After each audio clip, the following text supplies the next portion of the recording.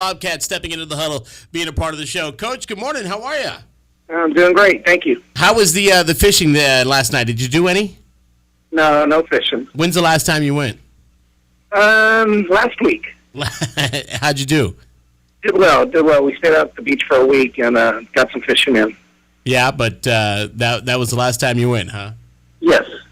Talk to me about how the summer's coming along for you. Summer's going great. Really, the kids are doing really well. We got a lot of kids showing up to the weight room. Monday we start our summer program, basically, where the coaches get to work with the kids a little bit, and hopefully everything was great. How do you build on what you accomplished last year? Basically, the kids really have to buy into it, and they have there. We're going for our third straight district title, so the kids understand what it takes to keep this program going. And we've got a lot of kids in the athletics now. We've got, in just the two classes, I have over 100 kids for the varsity and the JV, and then we'll get another 50 when the eighth graders come up as freshmen. So we'll have around 150 kids in football. So the kids buy into it, and it just keeps growing and growing. You'll have 150 kids that you divide amongst your varsity, JV, and your freshman squad. Yeah. So you're looking at maybe, 40 kids per team, or? Yeah. Really, the varsity will have 50. The JV will end up with around probably a high 40s, and then the freshman team usually start out with around 50, and it'll dwindle down to probably around 40 kids before it's all said and done. Wow, that's pretty impressive, especially for such a small district the way you guys are. Yeah, we have 633 kids in the school, and basically 150 of them will be playing football. Wow, that's not too shabby. That's some good numbers that you're putting out there. Yes. Kids love football there in Rio Hondo. And Coach, how many do you have coming back from? You guys made it to was it the area round against Sweeney? Yes. And how many kids are coming back from that team? Well, starting on both sides, I have 5 on offense and 5 on defense. Overall, I probably have around 20 kids that are back from that team. We graduated probably 27, 28 kids this last year. But we have a lot of kids that got experience and got playing time, but overall, just 5 starters on each side. And that was a team I happened to was able to call that game on 956sports.com, and I thought that you guys looked really good, but some of the speed that you get to that area level with Sweeney kind of took you over. With the experience of that, guys, how do you teach the guys from the experience there? Well, you can't really teach the speed. If you go up against a team that's that much faster than you, it's going to be a difficult night for you. But getting experience of getting to that second round, really will pay off for this next year. I got one Puga back at quarterback. This will be his 4th year playing quarterback for us, so that's going to be fun to see. My middle linebacker this last year made the all-state team, so I've got some quality players coming back that have a lot of experience with 2 district titles under their belt, so they really want to win a 3rd one for their senior year, so hopefully that'll pay off. Coach Rocky James, head coach of the Rio Hondo Bobcats, joining us here in the huddle on 840 Fox Sports Radio. Coach, you talked about having a 4-year starter at quarterback. Can that help or hinder you next season? Well, we'll find out. I've never had one before, so we're going to have to play it by ear. But I have a really there's an 8th grader coming up, a Flores kid who's going to be a freshman, and so more than likely I might even carry him on varsity. We're projecting him to be the next starter. So we may carry him and get him some reps in there in games. And so by the time next season comes, I'll have another quarterback that'll be my 3-year starter going down the road. Do you feel comfortable doing that? Does that kind of put your game planning, and does that set you up at ease? Because you can develop that longer relationship with him. Yes, it does. And my quarterback coach, Victor, really likes working with these younger guys and getting them ready. And I think this one kid, he played middle linebacker and quarterback for us in 8th grade and did a tremendous job. So really we think he may be the future quarterback. So we'll see what he has when he gets over here and basically see if he's going to be able to help us. Now, I remember when I was in junior high back in the day, and we had football, and, we would be out there. There was a couple of times that, the couple of varsity coaches would come down, and, we saw maybe the head coach once or twice, but we saw a couple of his assistants, a little bit more often. Is that something that you tend to do on a regular basis? Really, also too, we have our games there at the high school. So when our JV plays away, we usually end up watching the junior high games. So we go to basically half the games that are there at home, and so basically we do watch the junior high kids as they develop.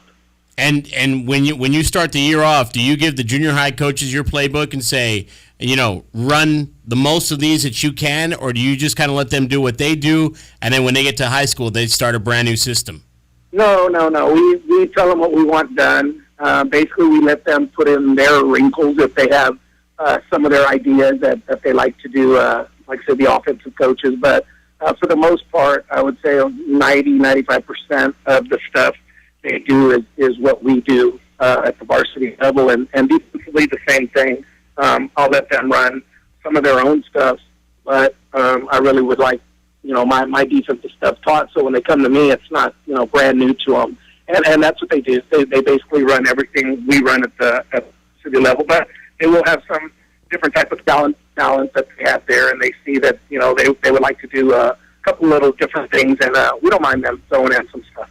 So how many times are you at a junior high game and you're watching these kids play and you're saying that kid is so out of position? He's got to be, at a different he's got to be, instead of a middle linebacker, he's got to be on the outside, and he's got to be able to lead the rush. Do you ever go that far?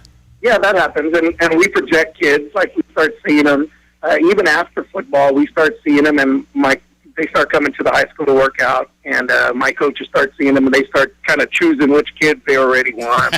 And so it's kind of like a fun thing when they come over, hey, this one's mine, and so we start working with those kids. And so really the coaches basically get to choose who they want, and really by position wise. We're not going to put a little tiny kid inside or anything, but as they start coming and developing, it's pretty neat trying to judge where we're going to put this kid so that he can be successful, and so can we. So going back to the Sweeney game, was there an 8-foot monster on the other side that we had talked about? I know that when it was game time, we talked about the legend of Bigfoot that was at Sweeney, and there was a kid that was probably 8 foot and he weighed close to 400 pounds. Was that ever found to be true? He was there. Yes, he was there, and actually it was really funny because before the game we walk out of the locker room, and I'm one of the last ones all the time, and me and my two boys, I have 10 boys that are 13, and we're walking, and guess who walks right next to us is that big kid, and my kids are there tapping me, hitting me, going, Dad, that's that guy. And I look up, and I was like, oh my God, we're in trouble. And he was a really nice kid, though. He was very nice, polite. I talked to him before the game. Really nice boy. But yeah, they were big, they were tall, they were fast. We played decent against them. I thought we could have played a lot better. But a lot of times too, once the kids see that speed, it's very difficult to keep motivating these guys. And our kids fought all the way to the end. I mean, we almost scored a touchdown right there at the end. Yeah. But Sweeney did a great job. They're really fast in track. They do a tremendous job in track. So they actually beat us in football and in basketball this year in the area round. And you could tell in that game, just going back to the speed thing, that with your quarterback and your running back, usually when I watched your games just during the season in the district, those guys, when they get to that second level, they're used to taking it to the house. And that game, they were having trouble getting past that second level. And I remember they had that one defensive end that was pretty good, too. It looked like he'd probably be a Division I type player. But you guys you battled hard that whole game. Oh, thank you. Yeah, once, in my district, you get to that second level, and you hope to get close to the score. And against them, no way, we break it to the outside, and they were on us quick. So it's very difficult, and I'm sure I don't call the offensive plays, but I'm sure it's very difficult to start calling offensive plays when you got a big guy at that end. Right. And the other side, the kid was really tall and lanky, really fast. So they were able to get to the outside, and if the game didn't start out so bad, Juan was sacked and threw the ball, and we figured he was down, and they said no, went down, and so it was a touchdown right off the bat. Right. So, it started bad right there at the beginning, and it's kind of hard to dig yourself out of a hole against a pretty good football team. But when you start off like that, it's almost, like that scene from The Replacements. You don't want to get stuck in the quicksand. Right. How do you get these kids to buy into that and say, hey, listen, it's one mistake. We can easily overcome it. Let's just tighten up a little bit. Yeah, well, really, exactly what you said. And basically you tell them, look, it's one mistake. We can get that back. Defensively, you hope your guys can go out there and basically cause a turnover or do something on defense to help the offense. And there were a lot of games this year where our defense was able to do that, able to get a turnover, get a score. We were losing to Gruya, and it was 13-0 going into the fourth quarter, and George Bermudez picks the ball off and takes it to the house. And then right after that, it gave the offense and the team really a little life, and we end up winning 14-13. So, basically you just hope somebody can make a play. You're just hoping down the road there that offensively, defensively, somebody makes a big play. August 31st, Coach, what are you doing that Friday night? August 31st. I haven't even looked at my schedule. Is that our first district game? That's your first game. I don't know if it's district. That's our first game. We have Santa Rosa then. We'll be playing at our house against Santa Rosa. So it was very difficult this year to make a schedule with only the 4 district games. So I'm playing from a 2A school all the way to 5A this year. So it was tough. You made it very tough on us making a schedule up, trying to find 6 non-district games when the 4As and the 5As, I think, had 2 non-district games only. So they're going into district so early that it was very difficult for us to find games. So who's the lucky 5A? It is Lincoln Juarez, La Jolla. Yeah. Juarez Lincoln. Yeah. Juarez. So Santa Rosa was nice enough. We couldn't even find a game. We tried, and Santa Rosa finally said they would play us, and so we were lucky to find another game there. And that was really the first game of the season that I was looking. I couldn't find anything. We had even called all the Corpus schools, and then I ran into Josh, and they were willing to play us. So that was great. That is awesome. That's good to hear. Well, listen, Coach, we wish you the best of luck, and you got your off-season program that starts on Monday, and you get to start working out with these guys. And whenever you want to come cheer your Nissan in volleyball, I'll save a seat next to me for you. Okay, you got it. All right, Coach, be good. Thank you. Head coach Rocky James of the Rio Hondo Bobcats joining us here in the huddle on 840 Fox Sports Radio. Always good to check in with him. I think he was our very first guest. Could have been, yeah. And the thing about that, you get 150 kids out of, 600 and something to come out. Incredible. Your program's tight. Yeah. And they want to come play for a guy like that. And you could tell. And when I got to see him in that district game or in the playoffs against Sweeney, you could tell even though they were down and that team was fast and bigger, those kids didn't stop battling. And that town travels to their games. That Sweeney, they roll up the sidewalks. No, Sweeney and Rio Hondo. Oh, and Rio Hondo. I'm talking about the Bobcat side was just as just as full, and they traveled, and we followed them all the way back home, that kind of thing. But you get 150 kids lining up to come play some football in your program out of 600. That's something. A quarter of the kids right there. Unreal.